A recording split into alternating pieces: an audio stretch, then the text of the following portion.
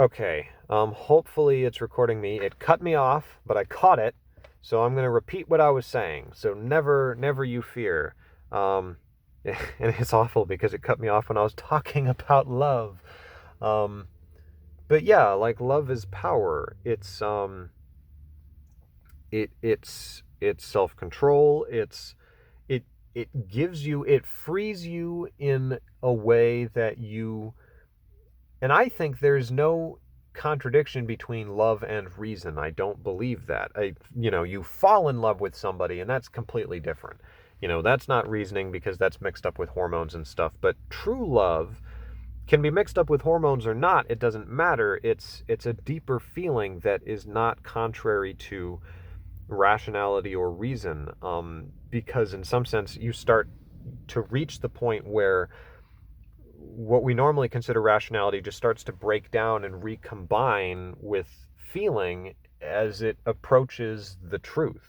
I'm getting very mystical, metaphysical here, but that's how I tend to view things, that there is this truth out there, and it's not really, it's ineffable to some degree, but it's like light. It kind of defies language, but reason reaches towards it and feeling reaches towards it, and eventually they come together in a pyramid.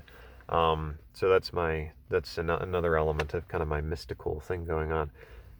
Excuse me. But I need to develop that better. So we're gonna fast forward at this point. I'm just going to give you a few interesting snippets of dialogue that I picked out of the transcript as we were kind of going through a lot of these different things. So one comment that was Farm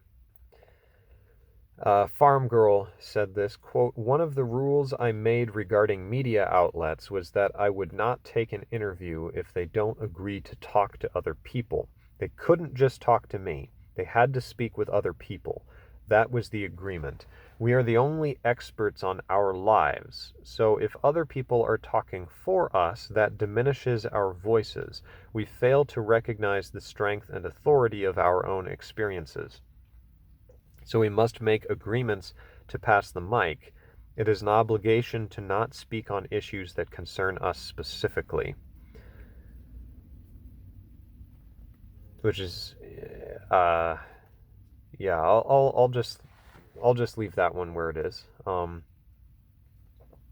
Dreamer said, quote, "You need to help in your own little place. Don't get overwhelmed by the world around you," unquote, which I think is a very ISF thing to say. I think it can go for both ISFJ and ISFP. But that idea of kind of just having your little unpretentious spot where you're cultivating your little garden, and and you're not going to let the world come in, and if it does, then you will murder them. It's like making fun, but Queen, what on earth is that? There is something wrong with that car as it passed by. Queen said, quote, "We must cite the women and work we build on. I'm so tired of hearing the phrase intersectionality being spoken by people who don't understand its origin and how it has changed. Don't throw out people without knowing who they built off of. Don't bash Bell Hooks without knowing who she built off of." At which point there was a male student behind me who was kind of like, yes, yes, yes. It wasn't quite that dramatic, but I could just tell he was like, yes, somebody's talked about bell hooks. I feel so validated. And it's like, oh, okay, interesting. The way he said it had struck me so much, because it just reminded, that was the point where I was like, this is like a religious congregation or something. There was just something in the way he said it, but I don't know. There are other people who would do things like that too, but he was the most obvious. But anyway, it is interesting. The idea of tired of hearing the phrase intersectionality spoken by people who don't understand its origin. That's another conflict I've often seen, where it's like Jordan Peterson is a great example, where he'll talk about Marxism or Derrida, or I don't know, he'll use these terms, and then people who have used those terms before will be like, he'll use those terms to criticize them, and one of the most common things to say is, well, you're doing a straw man because that's not, that's not the nuanced understanding of the concept. It's like, you clearly have this surface level understanding of this concept, and you're flinging around, and it feels like they're kind of taking something and taking it out of context and using it to kind of beat you. And again, I'm torn, because it's like, on the one hand, like, Marx is a pretty good example, because on the one hand, it's like, I find him so fascinating, and I don't know what to make of him still. And I find some of his ideas some of his philosophical ideas just brilliant, even though I don't fully understand them yet, even now. But then on the other hand, you have maybe Peterson, or plenty of other people who, some people are much, much worse than others. I think Peterson actually is one of the better ones, even though he said some pretty strong words. But maybe a way to put it is, so on the one hand, it seems as though he is taking Marx, and even though he's trying not to do this, it can seem to the one side that, well, he's oversimplifying, he doesn't understand Marx, he's just sort of using it as an example to promote his political ends, blah, blah, blah. But on the other hand, you can kind of go the other way and say, well, but his understanding of Marx has its own history and context to it. And so he's tired of hearing you use the term Marx without understanding his understanding of the history, because he's coming at it from very much this idea of, listen, this is the Soviet leaders loved Marx, this is how they talked about Marx, and this is how I'm understanding Marx and where it leads. I don't know, but I'm always caught between, I'm this philosophical nature, and I naturally just find ideas fascinating, and I like to take the good that I can find in any ideas that come my way. I'm kind of very adaptational that way, and I get irritated when I feel like people are unwilling to do that, and worse, will instead of doing that, will simply find what they don't like in an idea and use it to kind of shoot the idea down. And it's just like, why don't you digest anything? It's like, I do not like green eggs and ham, it's kind of like that. Like, you got to be able to digest things. Like, you got to be able to get stuff good out of anything. That's a part of what I was trying to get at with the vilification of religions video, or at least a part of it. So anyway, those are some kind of random thoughts on that. Dreamer said, quote, "We must establish a truer history," unquote, which is interesting. Queen, quote, "Give out your..." I won't talk too much about this, because I don't know what the policy is. She was saying to the effect of, well, I'll read it. Quote, "Give out your email and password so that people can use that info. You have a space here in the university campus. Use these rooms and let people use these resources. We have resources in academia." The reason I was hesitating to say something about this is because I don't know what the policies are at the particular university where this was occurring, and I'm too lazy to look them up, and I don't know where I would look anyway. But in my mind, it's like, how do I put this? I'm not sure if that is like kosher? That's not the right term. Like, are you allowed to do that? Like, somehow I'm not sure you're allowed to do that.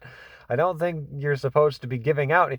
So the idea is this, assuming, like, on the one hand, if the university is okay with that, then you're totally in the clear, in which case I'm totally in support of you being free with your access to, like, journal articles and classrooms and stuff in the university. If the university's policy is that this can be public access, or even that this is public access as long as you know somebody in the system or something, absolutely, I'm all for that. Get the knowledge out there. But if not, if they're like, well, no, it's only supposed to be you, then it's like, then it's like, well, you scumbag. Like, you can't, don't go flagrantly breaking contracts, but I don't know if that's the case, and I'm just saying both scenarios. Like, on the one hand, I'm like fully in support of Queen. On the other hand, I'm like very, very irritated with Queen. But I don't know. Okay, so now we're going to move in. Oh, it's taken me a while to get to this point, but this is probably the juiciest question. Okay, yeah, this one's going to take a little bit. Okay, so at this point, there was a super interesting question that seemed to kind of take the panelists off guard, and it was the closest that we got to a dissenting opinion. You'll often get people who are like trolls or are just trying to bug the panelists in like other events, but there was none of that at this event where like people were trying to challenge the people on stage like people would do that to Peterson or some of these other people. I didn't see any of that here, which was kind of interesting. But this was the closest we got to somebody actually being like, I'm not so sure about this. Excuse me. I want to check one thing. No, it's not letting me do that. Oh, it is. Ah! Okay, I'm terribly... Okay, cool. We're good. Sorry, I'm just making sure that I didn't miss an important text from work. Okay. So the lady who asked the question was a bit older, thin, wizened, and with large glasses. She looked like a friendly, little unpretentious, but well-read woman. There we go. I'll make sure it's focused on me. She's an unpretentious little woman, and she spoke with this kind of halting sincerity, as if she didn't know how to say that she was doubting some of the assumptions, or at least trying to get more closer to the bottom of them.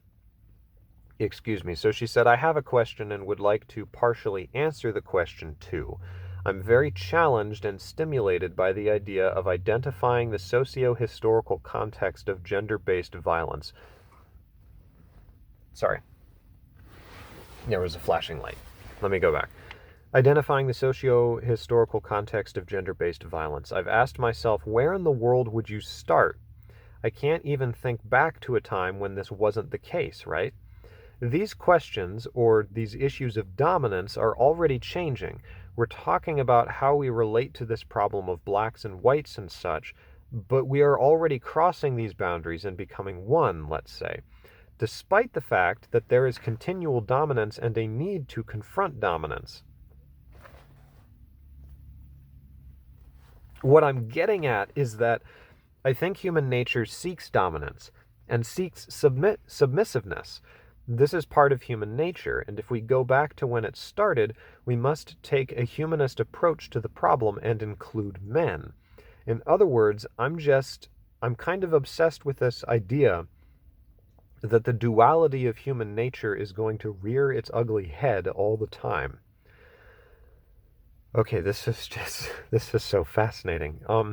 So the moderator actually had, at one point, by the way, to ask her to give them more of a question to respond to, and I feel like everybody was like vaguely uncomfortable with what this lady was getting at with her question, because it seems clear to me that what she was asking was basically, okay, so why is there sexual violence? Like, why is it still happening? What is its history? Is it like an unhealthy adaptation to some aspect of existence? And by removing it, will we have to replace it with something?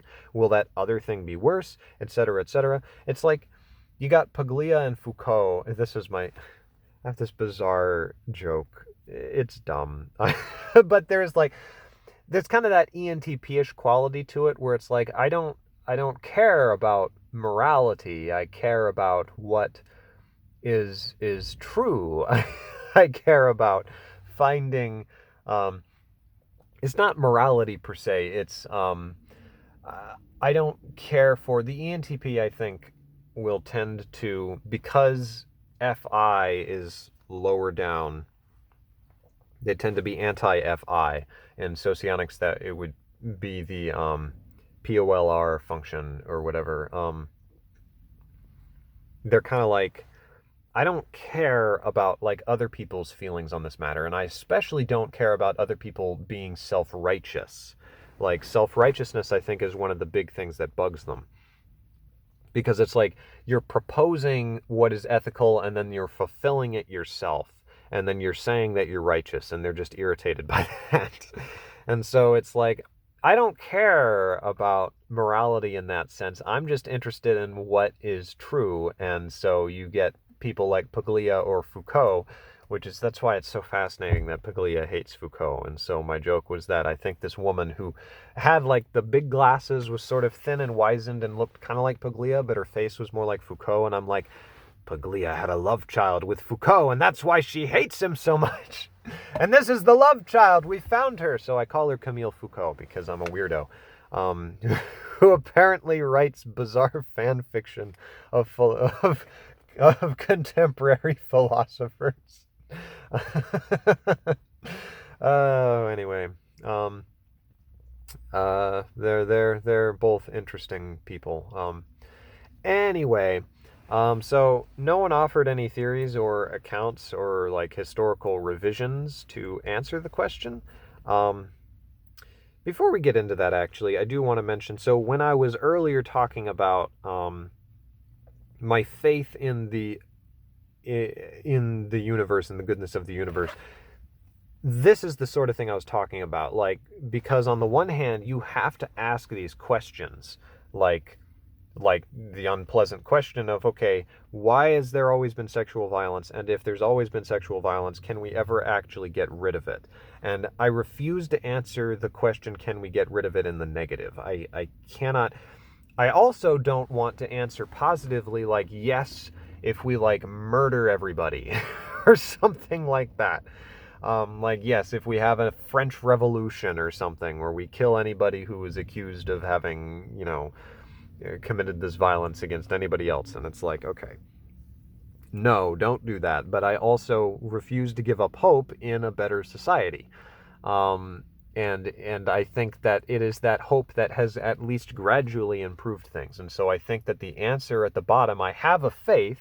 It's not based on anything other than, it's certainly not based on what we normally take as reason.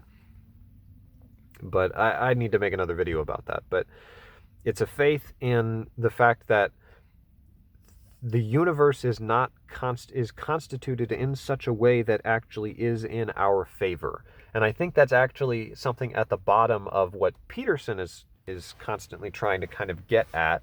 And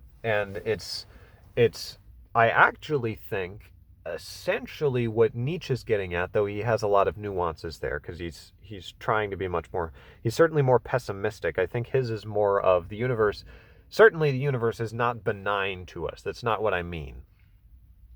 But I do think that things are constituted in a way that you can, one way of interpreting Nietzsche, I suppose, is that you can not just make the most of it, but you can overcome in some kind of way or measure, or you can live in such a way that you're able to make the most out of the material. Because Nietzsche was working against Schopenhauer, because Schopenhauer was literally like, the universe hates you. The universe is not constituted in your favor. The universe is constituted so that you will suffer and your life will suck and everything will be awful.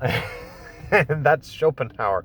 And the only thing that you can do is listen to good music and lose yourself in the music. And it's like, okay, I'm going to go with Nietzsche, because that's a way oversimplification. But anyway, but I appreciated her question, especially because she seems to have this duality thing. There is a part of that I was just like instantly like, I'm fascinated. I think maybe because there's a part of me that wants to try to better discover what the feminine and masculine are. I'll briefly mention this. I kind of was trying to talk about it in my earlier masculine feminine videos, but I'll make mention of it here. The idea that my current approach to it is that I think men and women as biologically constituted, like, or a different way to say it is that I think masculine and feminine represent almost like metaphysical principles that are necessary for reality itself to exist, or not even just reality, just like for things to exist. Like existence, I think, in a sense,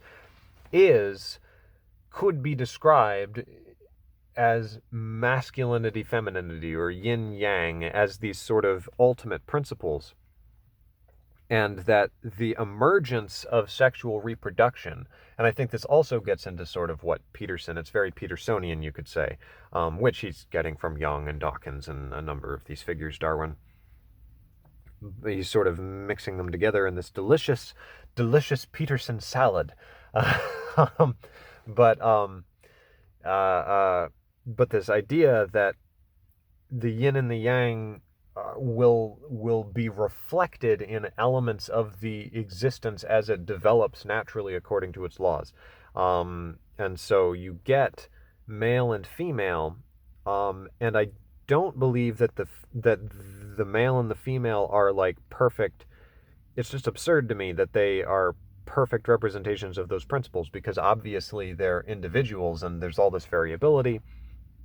And more importantly, I think there's actually the masculine and feminine principle is to be found in both of them, but there's some sort of an element of like, and I think that actually the perfect man is someone who is able to, and the perfect woman embodies both the masculine and the feminine in their person, but somehow that does not actually make them less of a man. It actually makes them more of a man in this way that I think it might be possible to view it almost like with typology, where say you have the INFJ and the ENFP, and they have like the same basic functions, but they're in different directions, and so it's in the best case scenario, you say, well, they go like this, and it's like they complement each other, even though they have the same functions and they're in the same positions. But they're in these different directions, and I think that maybe is a way of approaching the male-female issue in a way that doesn't end up, hopefully does not leave, like the women feeling like they're not allowed to develop certain sides of themselves. Like that's just wrong. I think that's the best way to put it.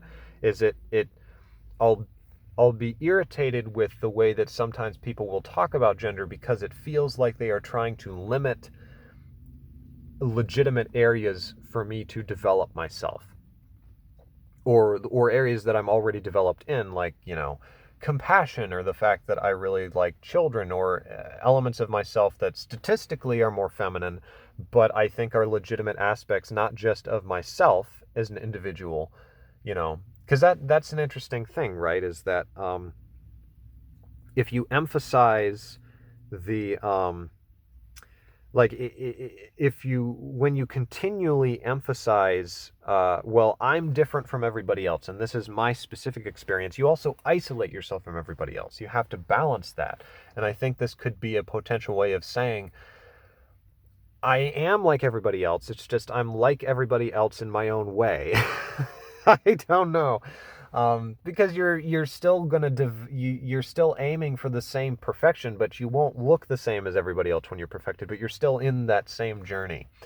I don't know. I've kind of gone to more vague New Agey territory. Maybe I was always there. Okay. Let us keep going. So anyway, how did they respond to this interesting question? Pray tell. Tell us, Michael. Well, no one offered any theories or accounts or historical revisions to answer the question. Like, as far as I'm concerned, no one really. It took a while for them. For Queen was the one who kind of headed this question that I recall, and Queen did eventually recommend a book. Because and to be perfectly fair, it's like, how are you going to answer that question in like a single answer when you have other people? Like, I don't fault them for not taking on this question. But I'm still going to go through some of the interesting places they go as they kind of even try to realize how to answer the question, or like what she's asking. So Queen, she first declared her hope that anything created can be uncreated. And she used capitalism as an example, right? Excuse me. She also said, so, obviously this idea that, okay, well, capitalism has a history, meaning that we can undo that history. And Peterson is like, but should you undo it? Like, yes, you can. I can't do his voice. I'm not going to do that. That's fine. So she said something else interesting. You have to look at the person, quote, you have to look at the person as a human, and then look and see how they got to that place, and how did they get to the other side of the policeman's gun, unquote. Cue applause for that. Once again, I need to go on another tangent, because that reminds me of something else that is very interesting and important to me, and it needs a little bit of background to understand.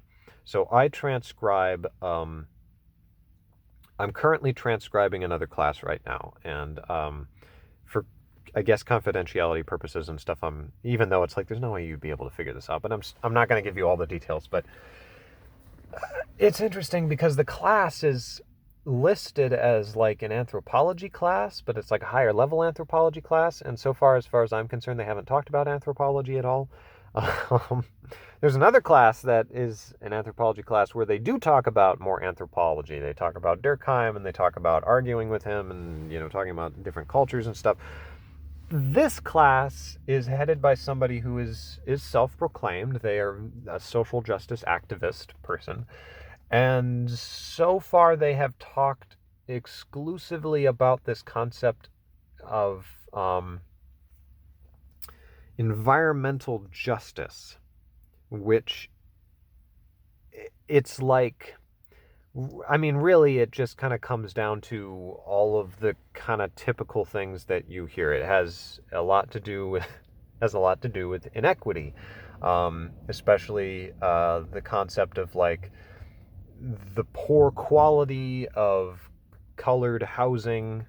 Not that it's like specifically to color, but that you have these communities, black communities, where it's predominantly black, where it's very low income, and there's this concern about like the dumping of, I'm not going to get into all of that stuff. The main thing that I want to focus on is that it's interesting to me that in the class, one of the concepts that has constantly kind of come up, and at one point it was even expressly stated, the idea is that these problems are systemic. They're not individual problems. The problems are systemic. It's about this whole interconnected context of oppression, and so it's linked into how the institutions operate, and so this is interesting because coming from from the background of a highly organized religion, I have a certain degree of sympathy for this view, whereas I feel that some people reject it out of hand. But so, for instance, like, it's an interesting question at times in church, to what degree something is the fault of individuals for not doing something or whatever, or if it's the fault of the kind of complex web of policies that are influencing them to do a certain thing. So like, is this group of people, like, or is the congregation of the church, the membership, like, are they doing something because they themselves as individuals are doing something wrong, or is it because they have been influenced to do that thing by policy? So there's this dichotomy between what the influence that is had by the policies of an institution versus the individuals who are working within that institution. And so applying this to the case of like low economic status communities, to what extent is their situation the result of, quote, systemic problems, namely that there have been unfair policies, or there's been this interconnected web of policies that have resulted in them being oppressed in this situation. And it's like, you can't reject that out of hand, that it helps to recognize when there are policies that are themselves causing problems, and that it's unfair and wrong to, you know, say the individual is just lazy or cowardly or sinful or whatever, when really you can't lay it all at their feet. They were reacting to certain policies, or they were pushed in this direction. You need to have more compassion. However,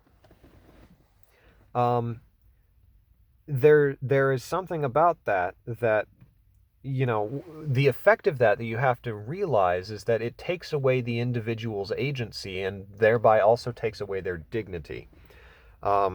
You should have, it's that comparison between sort of the father and the mother kind of archetypal figures, where the mother cares for the baby because the baby can't do anything for itself.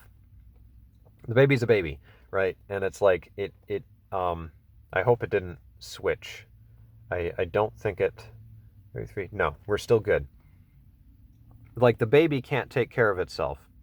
And I think Peterson talks about this when he's talking about agreeableness on the Big Five. But so the mother figure doesn't expect the baby to, like, get its own food or, like, take responsibility for anything or, like, really have agency or free will for all intents and purposes. All it can do is express its desires. You don't hold anything against a child. And if you do, you're, like, evil, as far as I'm concerned, or just stupid. But as the child gets older, if you continue to do that, then you degrade them as another human being. And that's when you need this more archetypally fatherly influence, let's say, because the mother or the father provides that, and you can argue that there's differences in that naturally or whatever, but the masculine principle, let's say, says you need to start walking on your own 2 feet now, and you have to start taking responsibility, and you have agency, and you can.